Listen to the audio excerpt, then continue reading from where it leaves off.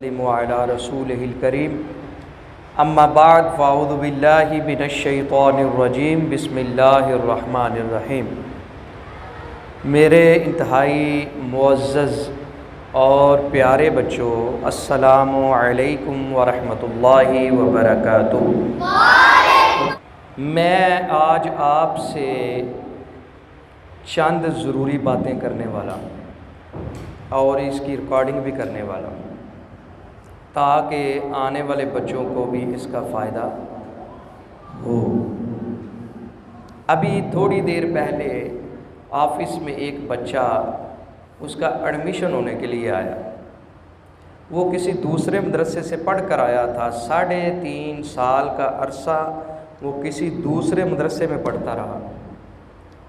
3.5 سال کے عرصے میں اس نے تقریباً 17 پارے حفظ کیے تھے۔ اب وہ ان کے والدین چاہتے ہیں کہ وہ بچہ ہمارے اس جامعہ کے اندر، ہمارے اس ادارے کے اندر آ کر بقیہ پارے حفظ کرے۔ تو میں ایک ضروری گزارش آپ کے ذہن میں لانا چاہتا ہوں، وہ یہ ہے کہ جو بچے پہلے 2 سال یا 3 سال کے اندر مکمل حفظ نہیں کر پاتے، وہ بعد میں بہت پریشان ہوتے ہیں۔ وہ بھی پریشان ہوتے ہیں اور ان کے والدین بھی پریشان ہوتے ہیں۔ میں بارہا یہ بات عرض کر چکا ہوں کہ حفظ کرنا کوئی اتنا آسان کام نہیں ہوتا جتنا لوگ اس کو ایزی لیتے ہیں۔ یہ ان بچوں کو پتہ ہے جو بچے قرآن پاک حفظ کرتے ہیں کہ یہ کتنی مشکل کا کام ہے، کتنی محنت کا کام ہے۔ اور دوسری جانب یہ ہے کہ یہ اتنا مشکل بھی نہیں ہے جتنا یہ بچے سمجھتے ہیں۔ 1000 بار یہ بات آپ کو دہرا چکا ہوں کہ جو بچے اپنی روٹین کے ساتھ پڑھتے ہیں، جو بچے محنت کے ساتھ پڑھتے ہیں، صبح اٹھ کر پڑھتے ہیں، شام کو پڑھتے ہیں، سبق اچھے طریقے سے یاد کرتے ہیں، اپنی روٹین کو بنا لیتے ہیں، تو ان کے لیے حفظ کرنا کوئی مشکل کام نہیں ہے۔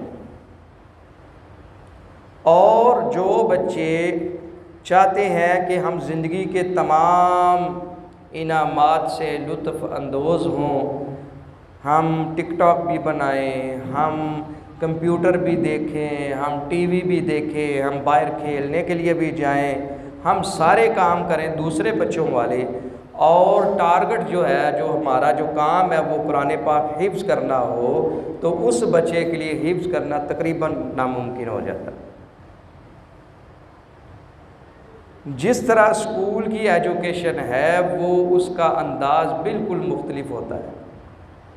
اس میں آپ کو بارہا ٹائم ملتا ہے اور جس کلاس کو آپ پڑھ چکے ہوتے ہیں اس کلاس کو دوبارہ پڑھنے کی ضرورت نہیں ہوتی۔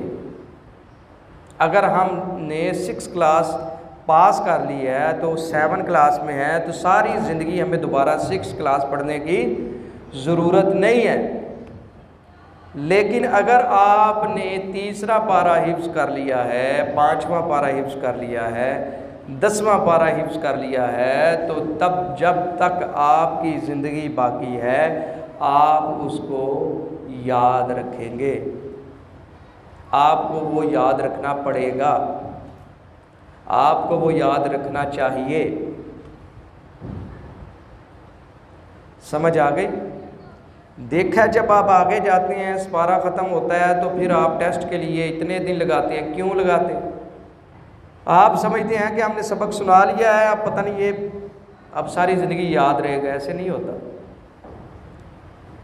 اگر آپ نے ایک دفعہ سبق سنایا ہے تو کم از کم 1 ہفتہ آپ اس کو ڈیلی سنائیں گے، پھر جا کے وہ سبق ایک پکا ہوتا ہے، صحیح ہوتا ہے۔ ایک سبق کو کتنی مرتبہ سنائیں؟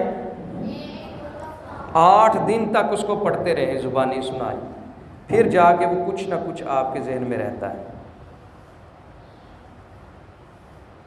اگر سمجھتے ہیں آپ کہ ہم نے ابھی سبق سنا لیا ہے، قاری صاحب سے جان چھڑوا لی ہے، تو چلیں کل دیکھیں گے، تو کل جب آپ نیا سبق یاد کرتے ہیں تو پرانے والا ذہن سے نکل جاتا ہے۔